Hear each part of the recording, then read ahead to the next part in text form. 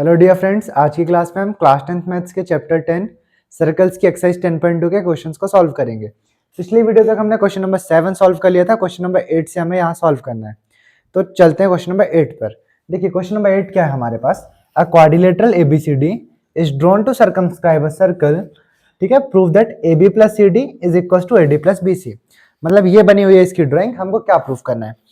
ABCD एक हमारे पास क्या है, क्वाड्रिलेटरल है जो सर्कमस्क्राइब करता है हमारे पास एक सर्कल को। सर्कमस्क्राइब मतलब इसकी जो चारों साइड होंगी इस क्वाड्रिलेटरल की, ये टेंजेंट्स होंगी किसके लिए, सर्कल के लिए। तो हमको यही प्रूफ करना है इसकी AB साइड और CD साइड का जो सम होगा वो इक्वल होगा किसके, AD साइड और BC साइड के। तो देखिए हमने जो एक थ्योरम पढ़ रखी है, अगर आप सभी को याद हो वो थ्योरम, तो अगर कोई ऐसे सर्कल होता है, बाहर किसी एक पॉइंट से इस पर दो टेंजेंट्स हम खींचे तो दोनों टेंजेंट्स आपस में कैसी होती हैं, इक्वल होती हैं।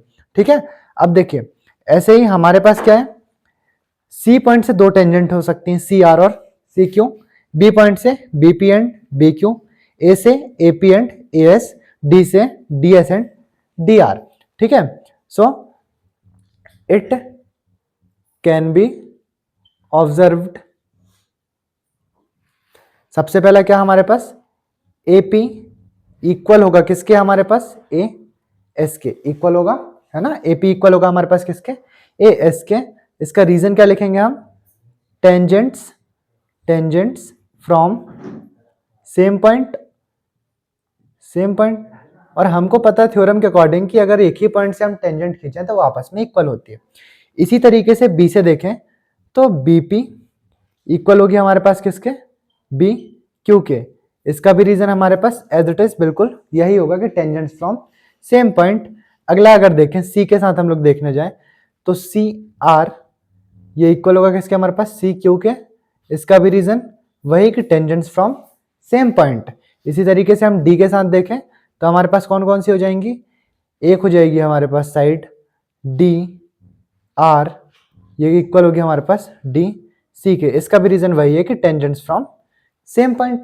अब देखिए इन सभी को मैं इक्वेशंस कंसीडर कर लूं, इक्वेशन 1 2 3 एंड 4, सभी को मैंने इक्वेशन 1 2 3 4 करके माना।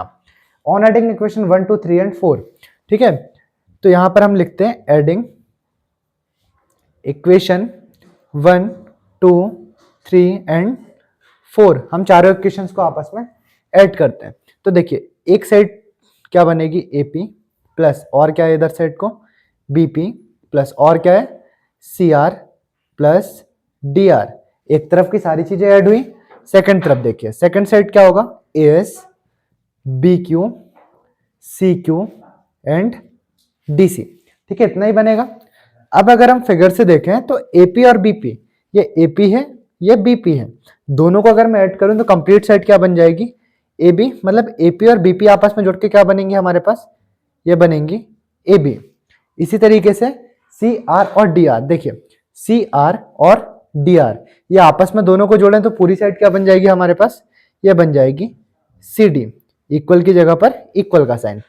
और देखिए AS और DS अगर आपस में मिले तो लाइन क्या बनेगी, AD। यहां पर AS और DS, ठीक है, ओके। DR DC तो है ही नहीं, यहां पर ये DS होगा, ओके।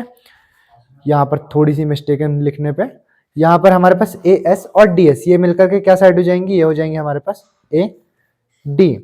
इसी तरीके से BQ और CQ मिलकर के आपस में क्या साइड बनाएगी, ये साइड बन जाएगी BC, है ना। अब देखिए हमको जो प्रूफ करना था हमने वही प्रूफ किया, ABCD AD एंड BC। हमको जो प्रूफ करना था हमने इसको सिंपल सा प्रूफ कर लिया, so that is proved here. हमने क्या यूज किया, पहली थ्योरम को कि tangents from same point are equal. ठीक है, हमने इसको यूज किया, चार टेंजेंट्स, चार चार पेयर बनाए हमने टेंजेंट्स के, इसके बाद सारी इक्वेशंस को ऐड किया और हमको जो प्रूफ करना था हमने वो प्रूफ कर लिया। आई होप सभी को ये क्लियर होगा। ठीक है, तो अब देखिए हमारे पास अगला क्वेश्चन, क्वेश्चन नंबर 9 क्या है। In the given figure XY and X dash Y dash are two parallel tangents to a circle with center O and another tangent AB with point of contact C intersecting XY at A and X dash Y dash at B. Prove that angle AOB is equals to 90 degree. हम यहाँ पर figure से समझते हैं क्या क्या है हमारे पास। XY एक टेंजेंट है सर्कल की, X dash Y dash भी एक टेंजेंट है, ठीक है। और ए बी भी एक टेंजेंट है हमारे पास, जिसका पॉइंट ऑफ कांटेक्ट क्या है हमारे पास, सी है, सर्कल का सेंटर ओ है। हमको जो प्रूफ करना है वो क्या करना है कि एंगल ए ओ बी जो इधर एंगल बन रहा है ये 90 डिग्रीज का होगा। ठीक है, तो इसके लिए सबसे पहला स्टेप क्या होगा हमारे पास, हम करेंगे थोड़ा सा एक कंस्ट्रक्शन। ठीक है, कंस्ट्रक्शन क्या है हमारे पास, कंस्ट्रक्शन के लिए हम सिंपल सा एक चीज करनी है हमको। कंस्ट्रक्शन के लिए ओ को हमको सी के साथ मैट कराना है। ठीक, हमने ये क्यों किया ये आपको जस्ट अभी प्रूफ पे समझ में आएगा। जॉइन ओ टू सी। ओके, अब देखिए हमारे पास क्या है, यहाँ पर ये दो छोटे छोटे से ट्राइंगल्स दिख रहे हैं। एक ट्राइंगल है ए पी ओ, एक ट्राइंगल है ए सी ओ। दो ट्राइंगल्स हैं हमारे पास, हम इन्हीं दोनों ट्राइंगल्स के अंदर बात करते हैं। ठीक है, in triangle A P O and triangle A C O, दोनों ट्राइंगल्स। देखिए मैं क्या करूंगा, यहाँ पर दोनों ट्राइंगल्स को कॉन्ग्रुएंट प्रूफ करने की कोशिश करूंगा। सबसे पहली चीज क्या है हमारे पास, ये है हमारे पास कॉमन साइड। दैट मीन्स ए ओ जो है वो दोनों पर आ रही है, तो ए ओ इक्वल होगी ए ओ के। इसका सिंपल सा रीजन क्या है हमारे पास, क्योंकि ये कॉमन साइड है, एक ही तो साइड है ना। इसके अलावा अगर आप देखें ए सी इक्वल होगा ए पी के, ए सी इक्वल होना चाहिए ए पी के। इसका रीजन क्या है हमारे पास, टेंजेंट फ्रॉम सेम पॉइंट, है ना, दोनों टेंजेंट्स ए के साथ खींची गई हैं, टेंजेंट्स फ्रॉम सेम पॉइंट।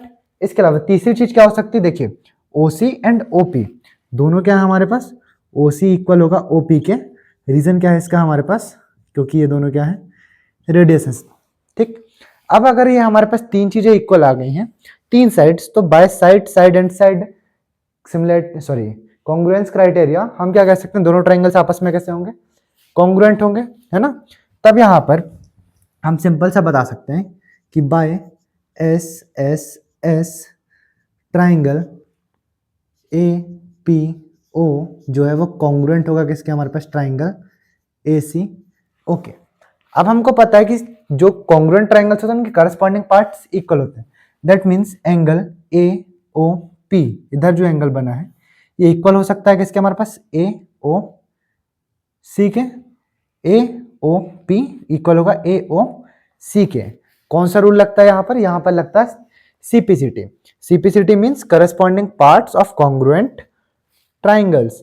ठीक है, सो एंगल कौन कौन से, ए पी ओ इक्वल होगा किसके, हमारे पास angle sorry A P O नहीं, ए ओ पी इक्वल होगा किसके, एंगल ए ओ सी के by C P C T.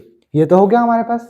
अब देखिए इसी के तरीके से हमारे पास नीचे भी दो ट्राइंगल्स बने हैं, इसके अंदर ये कॉमन साइड हो जाएगी, रेडियस ऑफ सर्कल्स और tangents from same point, that is point is B. तो ये भी दोनों हमारे पास कैसे होंगे, कॉन्ग्रुएंट ट्राइंगल्स होंगे। तो यहाँ पर इनको अलग से कॉन्ग्रुएंट ना प्रूव करके हम डायरेक्ट सिंपल सा लिख सकते हैं कि सिमिलरली इसी तरीके से हमारे पास जो ट्राइंगल बी क्यू ओ है वो कॉन्ग्रुएंट होगा किसके, हमारे पास ट्राइंगल बी सी ओके। अब हमारे पास ऐसा अगर होगा तब यहां पर बनने वाले दो एंगल्स, मतलब एंगल बी ओ सी इक्वल होगा किसके, बी ओ क्यू के। सो एंगल बी ओ सी इक्वल होगा हमारे पास एंगल बी ओ क्यू के, क्योंकि हमारे पास क्या होगा, सीपीसीटी के थ्रू हो जाएंगे, है ना, सीपीसीटी के थ्रू हो जाएंगे ये। ठीक है, चलिए अभी हमारे पास जो अगली चीज है वो क्या है, यहां पर अगर ध्यान से फोकस करो, पी क्यू एक सीधी लाइन है, सीधी लाइन पर जितने भी एंगल्स बनेंगे सभी का सम कितना होगा, 180 डिग्री। कौन कौन से एंगल बन रहे हैं, angle A O P, angle A O C, angle B O C and angle B O Q. ठीक है, तो यहां पर हम डायरेक्ट लिख सकते हैं from figure angle A O P plus angle A O C plus angle B O C plus angle B O Q, ये सब मिलाकर के कितने के होंगे हमारे पास, 180 डिग्री के। यहां पर किस वजह से होंगे ये, इसकी कंडीशन है लीनियर पेयर्स हैं, ये सभी क्या है, लीनियर पेयर्स हैं। लाइन पर बने हुए सारे एंगल्स का सम 180 होता है। अब देखिए जो हमने प्रूफ किया ए ओ पी किसकी इक्वल है, ए ओ सी के, तो हम चाहें तो ए ओ पी की जगह भी क्या लिख सकते हैं, ए ओ सी लिख सकते हैं। सो इस तरीके से बनता है एंगल ए ओ सी, और ये तो ए ओ सी है, इसको भी चेंज नहीं ही करते हैं, प्लस बी ओ सी को रखते हैं और देखिए बी ओ सी किसके इक्वल है, बी ओ क्यू के, तो बी ओ क्यू की जगह क्या लिखा जा सकता है, angle B O C equals 180 डिग्री। देखिए angle A O C plus A O C कितना हो जाएगा, 2 angle A O C plus B O C करेंगे तो 2 angle B O C is equals to 180 degree. 2 अगर आप कॉमन निकाल लें तो ये क्या बनेगा, 2 angle A O C plus angle B O C is equals to 180 degree. 2 transpose करेंगे तो 2 जाएगा हमारे पास क्या, डिवाइड होने। तो पहले मैं इधर का बताता हूँ, 180 डिवाइडेड बाय 2।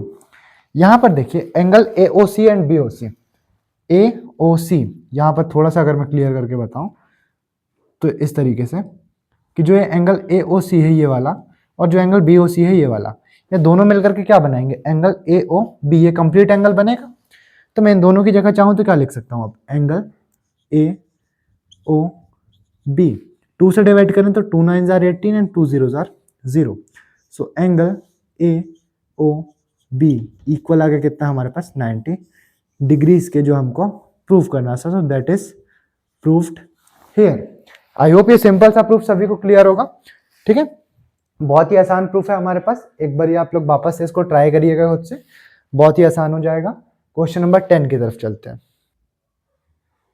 देखिए अभी क्वेश्चन नंबर 10 की तरफ चलते हैं। क्वेश्चन नंबर 10 क्या है हमारे पास, prove that the angle between two tangents drawn from an external point to a circle is supplementary to the angle subtended by the line segment joining the point of contact at the centre. ठीक है, अब हमको ये समझना है कहाँ कहाँ पर एंगल बन रहा है और प्रूव ये करना है कि सप्लीमेंट्री बन रहा है।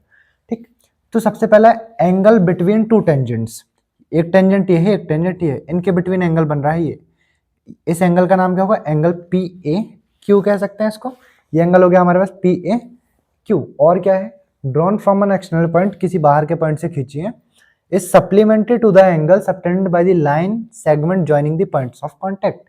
ये पॉइंट ऑफ कांटेक्ट पी है, ये पॉइंट ऑफ कांटेक्ट क्यू है, इन दोनों को मिलाने वाली एक लाइन मैंने खींच ली पी क्यू।